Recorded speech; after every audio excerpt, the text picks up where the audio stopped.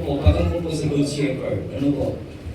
Pray na tayo. Minsan, nalimutin agad ako. Nalilimutan ko agad. Nagngiti kami dito kagabi. Hindi ko alam kung ano naman ngitihan eh. Nalimutan ko na agad. Naku, Pastor. Okay. Let's pray. Panginoon, muli ko Diyos, samahan niyo po kami sa pag-aaral ng inyong mga salita. Samahan niyo po ang inyong lingkod na isang makasalanan na maging kagamit-gamit po sa oras nito. Patawarin at hinisin niyo po sa oras nito. At ikaw ang mahayag, Panginoon, hindi ang aking katalinuhan, kundi ang inyong kaalaman. Patungkol po sa nais niyo mong ipabatid sa araw nito. Sa inyo po namin tinatagubili ng aming katalinuhan at kalinisan na igagawa niyo po sa pangalan ni Jesus. Amen. Okay, dito sa ating pag-aaral, makikita ninyo ang Good Shepherd. Ang Good Shepherd, dalawang klase ng shepherd na mayroon dito. Isang shepherd na hire, na sinisweldohan, at isang shepherd na hindi sinisweldohan. Ang Panginoong Isus ay hindi sinisweldo. Kung ikaw ay good shepherd, kung ikaw ay shepherd, dapat ang pastor wala sweldo. Right, correct. Buti na lang mga workers dito, hindi natin pinapractice na mayroong budget, mayroon po kayong allowance. That's right. Walang allowance. Correct. Gusto nyo, walang allowance eh. Right. Ang gasolina lang minsan, kapag ako'y natitis sa gasolina, lapit ako kay Digon, wala na akong gasolina. Ang layo kasi na namin. So, mga ganong instances, pero hindi ko dapat. Bago ako pumasok dito sa ministry dito sa Kabuyaw, marami po nag-offer sa akin ng, ng hired na pastor. Ibig sabihin, bayaran ka, may sweldo ka, may bahay ka, may kotse ka. Ikaw, ayaw mo no? Kunin ko na, Pastor. Kunin mo na. Sa bahay ko pastor dito, hindi niya kinuha. Right. Pinili niya na pumunta po dito sa Kabuyaw at walang pera. Right. That's Walang right. bahay, wala. Right. Ang isa sa nakakagulat, hindi ako tinigilan. Hanggang sa dumating, nagkaroon ng membro, nagkaroon ng mga dikon, at dalawang dikon, kinausap ako. At ang sabi niya, kami na ang administrator, ikaw ay sisweldohan na lang namin ng 25,000 a month. Ayaw mo lang? Gusto ko lang, Pastor. Gusto mo lang? Hindi kami nagkasundo, mas mabuti pa maghiwalay na lang po tayo. Dahil ang pastor, ang siyang mamumuna, siyang administrator, siyang mananagot sa ganitong gawain. Right, correct. O, di ba? Right. So, dito pala, sa talatang ito, ang isang hired pastor pala ay isang pabayang pastor. Kapag sweldohan ka, ang titingnan mo dito, yung sweldo. Right. Pag wala ka na matanggap, alis ka na. Right? Kasi sabi dito, sa verse po, sabi dito sa 11, I am a good shepherd and good shepherd giveth his life for the sheep. Tignan mo, hindi siya yung kumukuha, kundi siya yung nagbibigay. At ang mahirap pa nito, buhay ang kanyang ibinigay. Verse 12, but he that is in hiring, ayan yung mga hired pastor, and not the shepherd, whose own the sheep are not, na hindi sila nagmamayari, walang kahirap-hirap, swelduhan eh. See the wolf coming, at dumating ang pagsubok sa sheep, o pag, yung wolf na darating, and limit the sheep, at iiwanan niya ang mga tupang ito. Takot pa na siya. Takot, nagtatago, at siya ay umalis. At the wolf catches them and scatters the sheep, at nagkakahiwa-hiwalay, at kinain ang mga ibang tupa. Alam niyo po sa verse 30, sabi dito, the hireling flee because he is an hireling. Itong tumatagos na nagtatagong pastor na ito, kaya siya nagtatago sapagkat hire lang siya eh. Di ba?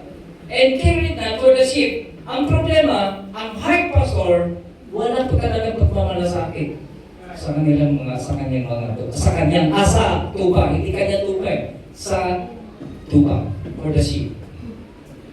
Yan ang isang problema. Di ba?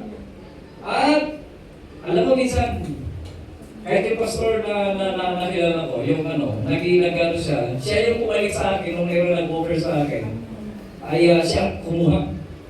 Sabi niya, napakalaki na ng oportunidad na ito. May kotse ka na, mayroon ka pang bahay, tapos mayroon kang sweldo. Mayroon ka ng kasiguraduhan. Ako nung kukuha. At ngayon, siya ay director na ngayon ng regional. Nakita kami. In-introduce niya ako sa grupo. May meeting sila. In-introduce niya ako. Sinabi niya, ito yung dati kong kaibigan. Ayaw ng pera. Okay, so ano po, malaki kasi yung ano po, yung church na yun. Nakagano kami lang ni Mrs. Kasama ko si Mrs. noon. Tapos isa sa pastor nila, senior pastor, isang may-ari napakalaking company dito po sa Santa Rosa, sa Rio Valley. In-interview niya ako at hindi kami magkasundo po. Una, sa doktrina pa lang, hindi na kami magkasundo. Lalo na sa pera, mga usapan. Ano po? Sana wala ako dito, ano? Wala ako dito. At ako isang promoted director ng regional. Pagkagkata ko. Okay. Pangit naman ano? Secretary, pangit. Now, let's talk about my sheep, hear my voice. Dito, pag-usapan natin ang good shepherd and the sheep.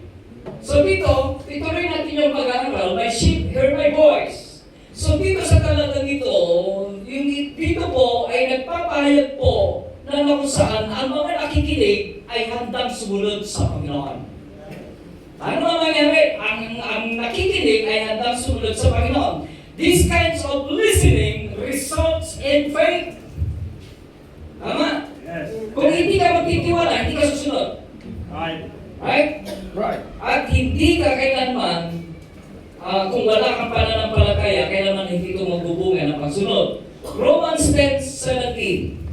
Ang nasabi doon, so then faith cometh by hearing, and hearing by the word of God. Correct. Okay. So dito, nagsimula ang pakikinig, ang pananampalataya, o ang pakikinig sa pananampalataya. Na nagsimula, ang pananampalataya ay dumating dahil sa pakikinig. Ayan, kami pa hearing. Now, mga kapatid, sinabi dito ng Panginoon, my sheep hear my voice. So, pinag-uusapan dito, mga tupang may pananampalataya. Mga tupang na nagtitiwala sa Diyos. Mga tupang na nakikinig sa salita ng Diyos. Mga tupang na hindi natutulog. Right. That's right. Attentive na nakikinig. Wake up. So our primary way na dapat nating maringgan ang Lord's voice is through the Holy Bible, sa Word of God. So makikinig lang po natin, mapapakinggan natin ngayon in the presence of the Holy Bible. Okay. Gusto niyo mapakinggan ng Panginoon? So, tandaan niyo lang, faith kami by hearing. And this is the Word of God.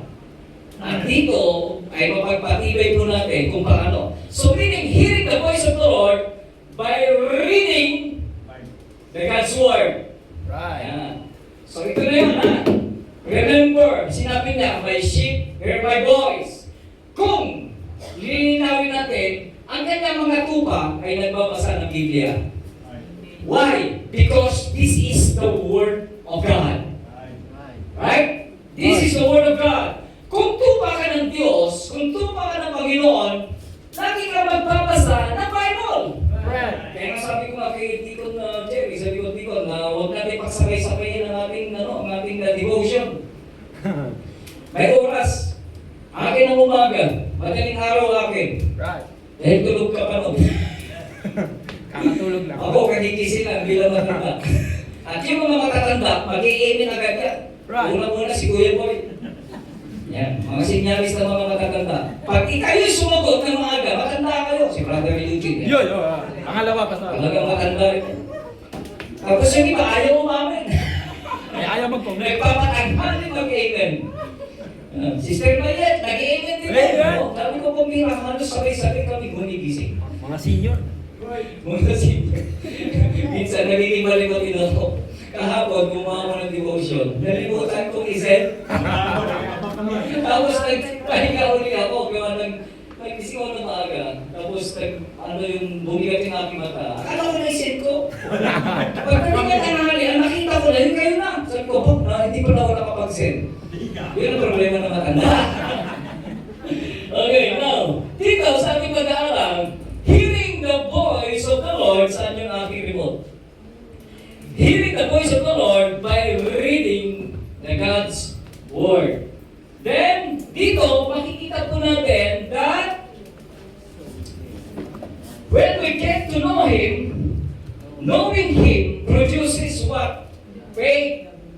For by faith, when it comes to faith, we obey and follow So ito yung makikita natin, yung patungkol sa sinasabing so the faith coming by hearing, and hearing by the word of God.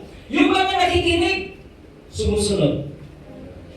Subukan ko sa inyo mga anak. Anak, bumili ka ng suka, ang binili ko yun. Sumunod ba siya? Hindi. Hindi. Sumunod ba siya? Hindi. Hindi. Bakit? Mali ang kanyang pagsunod. Resulta na hindi siya nakikinig. Right? Ang isang Kristiyano na mali ang pamumuhay, nakikinig pero mali ang ginagawa. Nakikinig pero tulog ang pananampalataya. Okay, so yun yung ibig sabihin ng Romans 10:17. Now, ito yung ating papagat sa ating pag-aaral. I know them and they follow me. Ayan. Pinag-usapan natin nakaraan ang mga tupa at ang shepherd. Diba? Ang shepherd at ang tupa. Now, dito naman, ang sinabi naman, the conclusion of the sheep and Bible, sabi dito, I know them. Oh, ibig sabihin, Brad, kilala ka ng Diyos. Kilala kayo ng Diyos. Bawat isa sa atin, kilala tayo ng Diyos. Because sinabi niya, I know them. Kilala ko si Arar. Kilala ko si Arar. So, yun yung isang bagay na dapat nating pagkakatandaan. So, the word I know them, dito muna tayo. The word I know them, na sinasabi ko dito, but before that the Lord Jesus knows us, you must first know God. Sa relationship, right?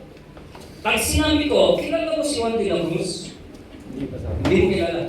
Dahil wala kayong nayan, wala kayong relasyon. Correct. Kawalan, kilala mo si Deacon Boy? Opo. Nasaan si Deacon Boy? Ano po na ko? Wapo, hindi. Gwapo po. Very good ka tuloy. Bakit niya kilala si Deacon Boy? Because of what? Relationship. Alam niyo po, sa nung ako yung nag-interview doon sa trabaho. Iba sa character references, kung tawagin namin sa unang panahon, biodata. Ayan. Ngayon, resume. Ano pa? CV. Ano yan? CV. CV? Ano yan? Curriculum. Yun na yung curriculum. Okay. Noong panahon namin, biodata. Sa biodata, there is the character references. At ang ilalagay mo doon, hindi mo daw kamag-anak, pero kilala ka. Right? Because of what? Kilala ka ang personal relationship. Okay, now, pero ako nung nag-interview, ang sabi ko, ang gusto kong ilagay mo, pangalan ng tatay, nanay mo. Alamin ko ano kang klaseng anak. Ano kang klaseng bata. Tsuhin mo. Kaaway mo, ilagay mo. Para makilala ka kung sino ka. Di ba? So dito, yung the word I know them, dapat una, para makilala ka ng Diyos, sa higit sa lahat, dapat mag-build muna kayo ng relationship. Ha? Correct. Relationship ay higit na nakakilala sa iyo kapag anak mo siya, kilalang-kilala ng nanay ang kanyang anak. Right. Ganon din si anak, kilalang-kilala niya ang kanyang tatay. So, bakit sila magkakilala? Relationship. Okay. Ito yung isang bagay kung bakit natin pag-aaralan yung salitang, I know them. So, when people speak of knowing Jesus, they refer to having relationship with Him. To know God, number one, to know God is to obey Him. O, di ba? Alam mo, mahirap sumunod na hindi mo kilala ang nag-uutos. Tama? Ikaw, Brad, utusan ka ni, nung kapitbahay mo, na hindi mo susunod ka? Oo. Sasabihin sa'yo, halika, kumain ka na dito, alam ko nagugutom ka. Susunod ka, hindi?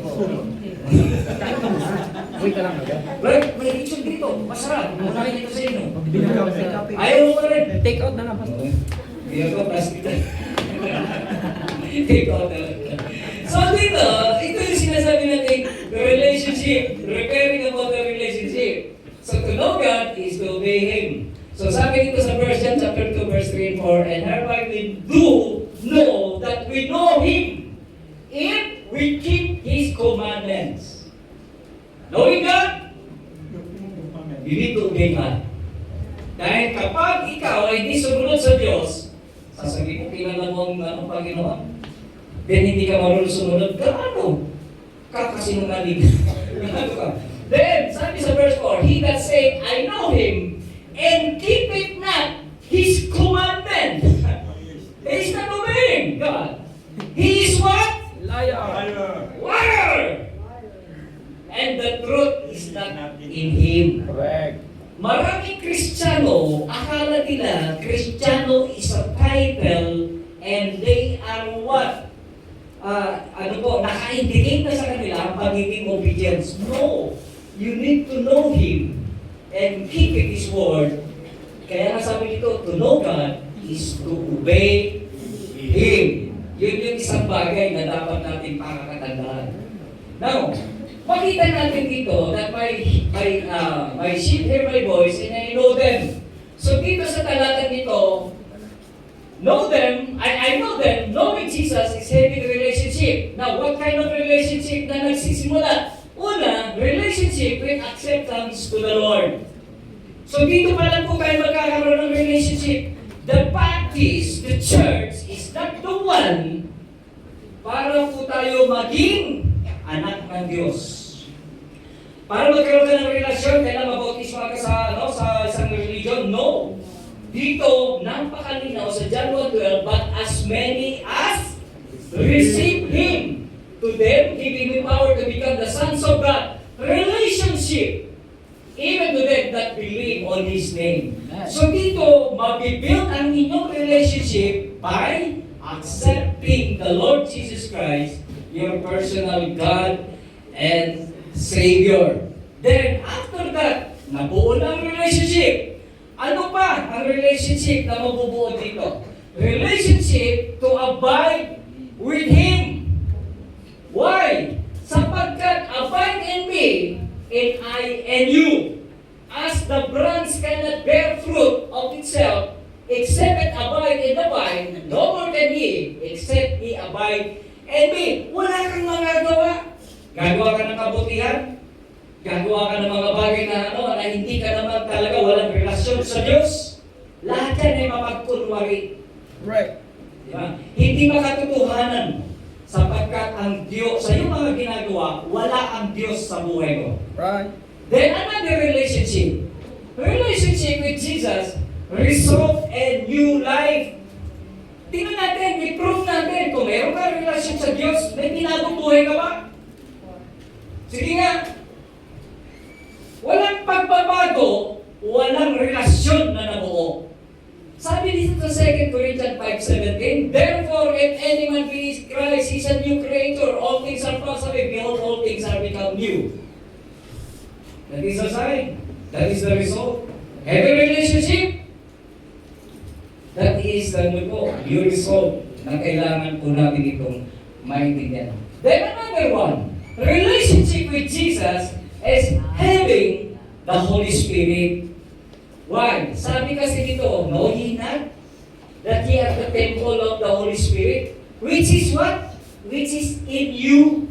Ang nananahan po sa mga Kristiyano, sa mga tupa ng Panginoon, ay ang banal na Espiritu, which ye have of God, and you are not your own.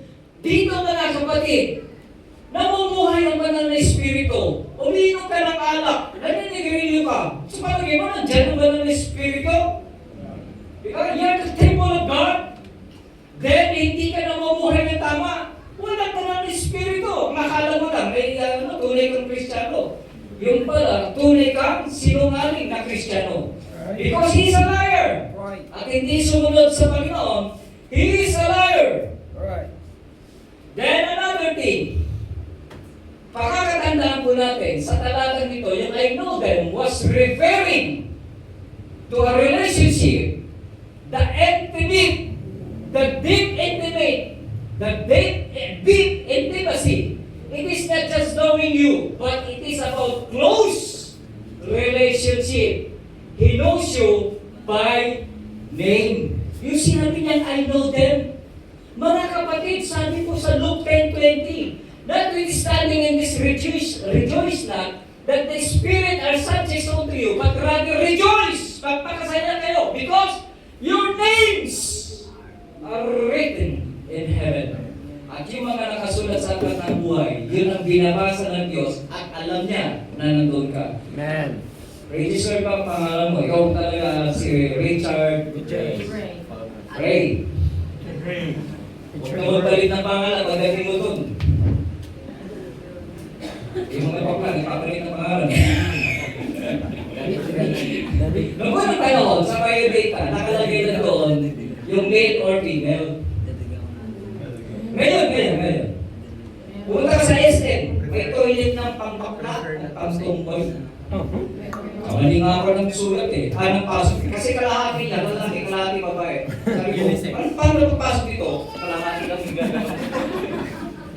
Hati kami ng babae at lalaki. Yung pala para sa bakla. Ganon din sa resume. Mayroon na doon. Kung ano kang klaseng kasarian.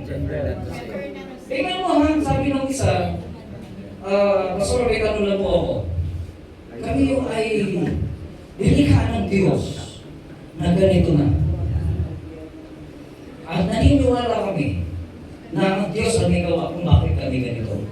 Sabi ko, ganito, naniniwala ako na nilikha ka ng Diyos. Pero maging ganyan ka, hindi yan ang gusto ng Diyos. Gusto mo yan. Okay. Sabi ko, illustration. Mayroon bang ipinanganak na magnanakaw na? Kaya siya nagnakaw, gusto niya kasi magnakaw. Correct. Hindi gusto ng Diyos. Tignan nyo ha. Kailan mo nalaman na ikaw ay bakla? Nung ipinanganak ka, ni-registered ka ng tatay at nanay mo ay lalaki.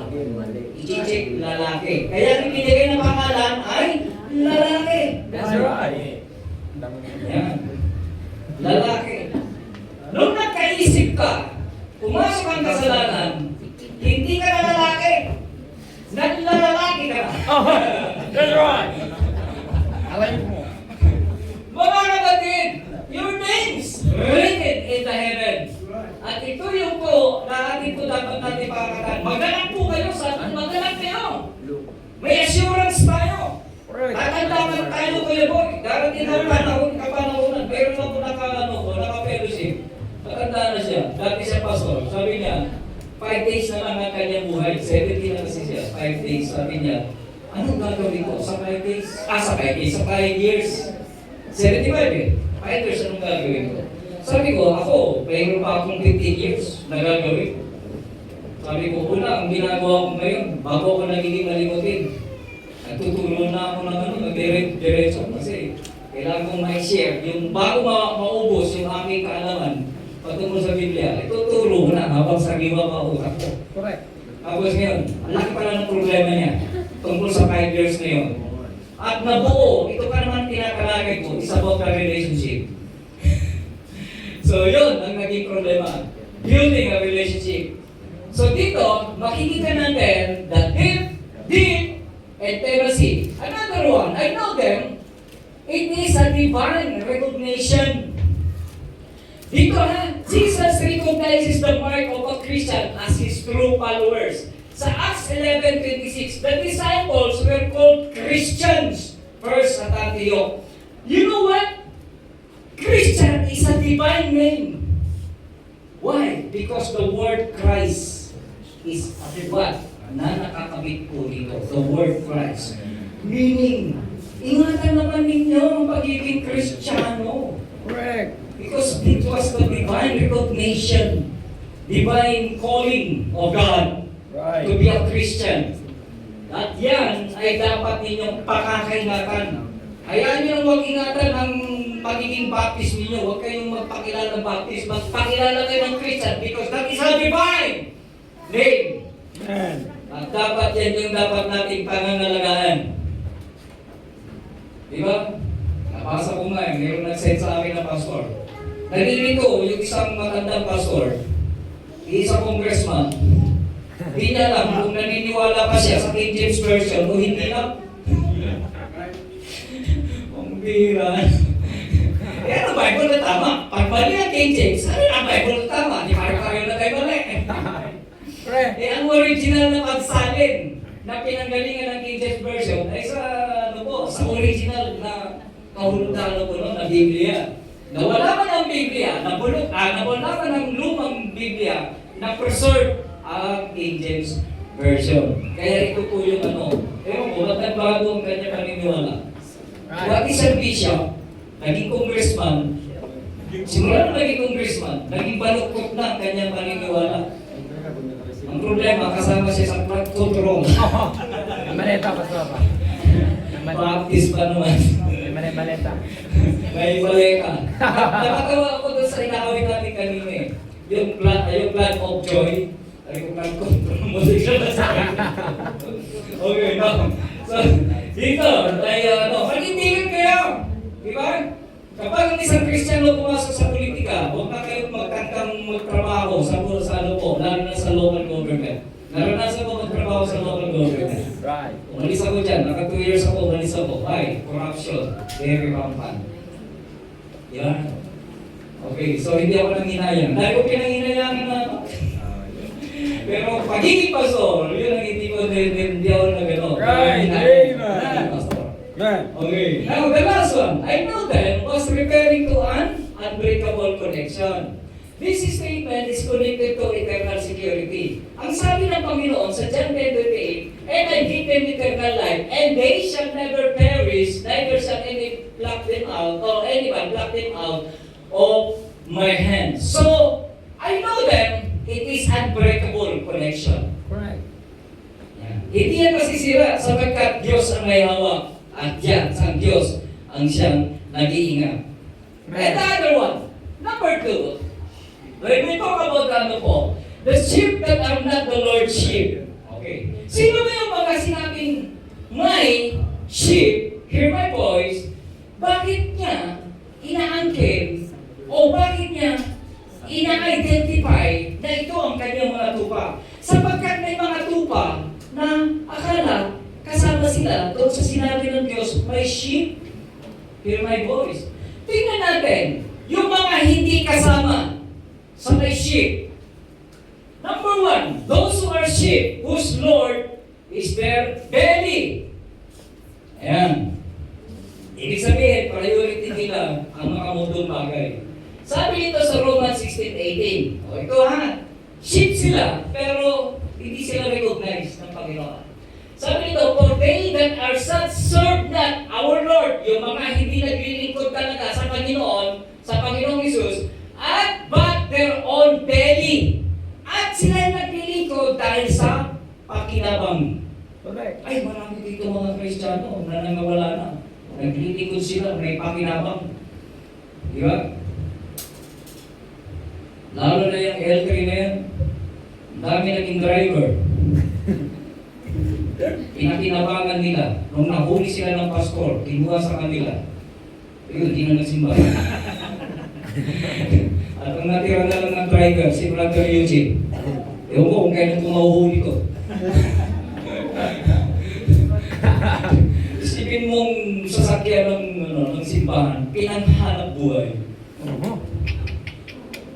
Akala nila hindi sila i-reveal ng Panginoon. I-reveal sila. Maraming mga nag-driver dyan, yung unang-una pa. Jojo. Oh, barkada ni Brother Nick. O, di ba? Marami history niyan. Sapagkat makikilala mo ang isang Kristiyano kapag hindi na sila nakikinabang sa iglesia. Right. That's right. Akala mo tupa, akala mo kapagit natin sila. Di ba? Yung pala, hindi na. Wala nang pakinabang. Di ba? Oh, maraming mga Kristiyanong gano'n. Opportunista. That's right. Oh. Yung iba nga, nagtutol pa dito eh. Libre lahat eh. Tapos, inano nila, binaboy nila, tahanan. Di ba? Okay, so dito, ay, ito yung sinasabi ko. Akala mo, tupa sila. Yung pala, nagtupa-tupahan lang. Nagkukunwari lang. Okay, so yun yung mga bagay. Kaya pag kinakausap ko na ito ng diretso, si Brother Jerry. Yes, amen. Sabi ko, kung makitisod ka, ngayon na. Stay now. Kung makuha, sisiraan mo ngayon na. At, andyan naman ang Panginoon. Right. Right. Another thing, sheep that are not the Lord's sheep, those sheep honor me with their mouth, but their hearts are wicked. Saan makikita? Matthew 15:8. Oh, ito yung mga ano sila. Walang lumalabas sa kanilang bibig, kundi puro sa Diyos. Sabi dito, these people draw nigh unto me with their mouth. Oh, mga ano ito, mga laging nagpupuri sa Panginoon. Kung baga sa may encourage ka kapag kausap mo sila. And honor with me with their lips, but their heart is far from me. Ang problema sa nagtunang yung nagkukuno rin ito pa ng Diyos, ang puso nila talaga malayo sa Diyos. Then, another thing, those are the sheep who perform miracles. Ito na. Using the name of the Lord. Ito yung mga gamit nila, pangalan ng Panginoong Hesus. At nakakagawa pa sila ng miracle. Sabi dito, many will say to me, to say unto me in that day, Lord, Lord. Isipin niyo, ito yung mga Kristiyano, itong mga tupang ito, na mahilig magpuri sa Panginoon. Mahilig gamitin ang salita ng Diyos. Mahilig mag-testimony. Mahilig na kung saan ay, isipin mo, in thy name have cast out the devils, and have we not prophesied in thy name, and thy name have cast out devils, and thy name done many wonderful works. Alam mo, ganito ha, ang pangalan ng Panginoong Hesus, makapangyarihan. Pangalan lang yun ha, pangalan lang yun. Na kahit hindi natupa at ginamit ang pangalan ng Panginoong Hesus, ang diablo manginginig. Manginginig, why? Dito kasi sabi nila, nakakagawa kami, nakakapag-cast out kami ng devil, at nakakagawa kami ng mga miracle, gamit ang pangalan ng Panginoong Hesus. Ganon kakapangyarihan ang Panginoong Hesus. Di ba? Ganon na nakusan ang nagagawa ng pangalan ng Panginoong Hesus. And what does the Lord say to those who other sheep?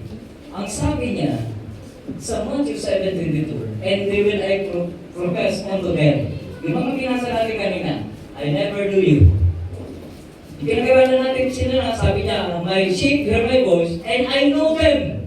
Pero dito, rejection sa mga hindi yan talaga tupa. I never knew you. Depart from me. Ye that work iniquity. Alam mo yung mga yung hindi niya talaga tupa, hanggang ngayon patuloy na gumagawa ng kasalanan. Right. Hanggang ngayon.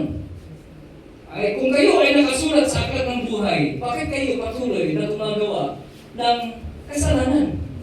Di ba? The shepherd knows his sheep, and the sheep know their shepherd. Yung relationship po, makikita natin, sabi po dito sa John 10:14, the shepherd knows his sheep, and the sheep know their shepherd. Sabi sa John 10:14, I am a good shepherd, and know my sheep, and am known of mine. At kilala nila ako.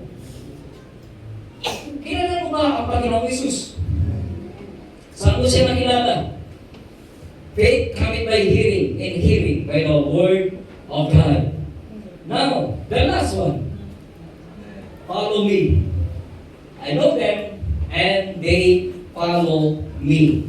Dito po sa talatang ito, nung sinabi kong follow me, it means to be the apprentice. Okay, tingnan natin.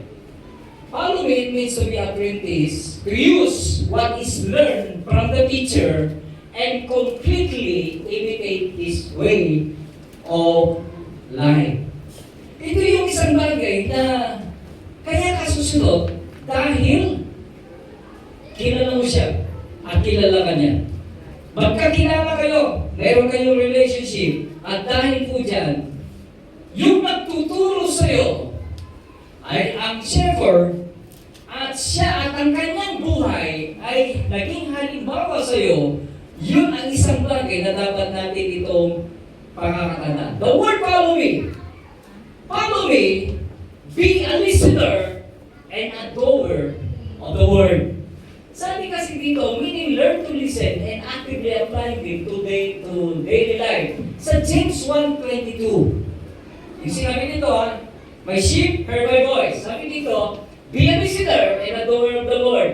But be ye doers of the word and not hearers only, deceiving your own selves. Kaya nga, ito yung mga tupa na hindi lang nakikinig, kundi marunong din po sila sumunod. Another thing, follow me means living the old life and living the new life. It means to signifies a total transformation. Sinabi po natin yan sa 2 Corinthians 5:17. Then, follow me, meaning follow whatever comes in life. Bakit? Sinabi sa Matthew 6:28, then said Jesus unto his disciples, if anyone will come after me, let him deny himself and take up his cross and follow me. Susunod tayo sa Panginoon, hindi dahil sa mayroon tayong mapapala. Ano man ang buhay na makakamtan natin sa pagiging Kristiyano, sumunod tayo sa Panginoon. Mahirap man o madali, sumunod po tayo sa Panginoon. Then, dito sa talatang ito na sinabi nito, follow whatever comes in life. Wala. And the last one, those who do not follow the Lord are not worthy of Him. Wala dito, hindi ko na ilagay. Again, those who do not follow the Lord are not worthy of Him. Sayang ang pagiging Kristiyano. Matthew 10:38, ano sabi ko dito? And he that taketh not his cross and followeth after me is not worthy of me. Ang hindi marunong sumunod, marunong makinig, pero hindi marunong sumunod, ay is not worthy of me. Sabi ng Panginoon. Now the question, does the Lord know you? Does your name written in heaven? Kilala ka kaya niya? At pag tinignan kaya ng lahat ng buhay, nandun kaya ang iyong pangalan.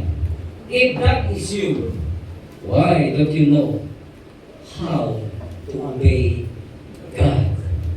Remember, my sheep hear my voice, and I know them, and they follow me. Kayo ba yan? Kayo ba yan? Let us pray. Panginoon, salamat po Diyos sa napag-aralan po namin ng mga nakalatang ito. Alam mo sa Diyos ay patuloy na nais niyo po kaming pinakilala, Panginoon. Salamat at hindi niyo po kami i-deny. Panginoon, tulungan niyo po kami na hindi ka namin i-deny ng pakailanman. Alam mo sa Diyos, manatili kami na iyong tupa na nakikinig ng tupa na marunong sumunod.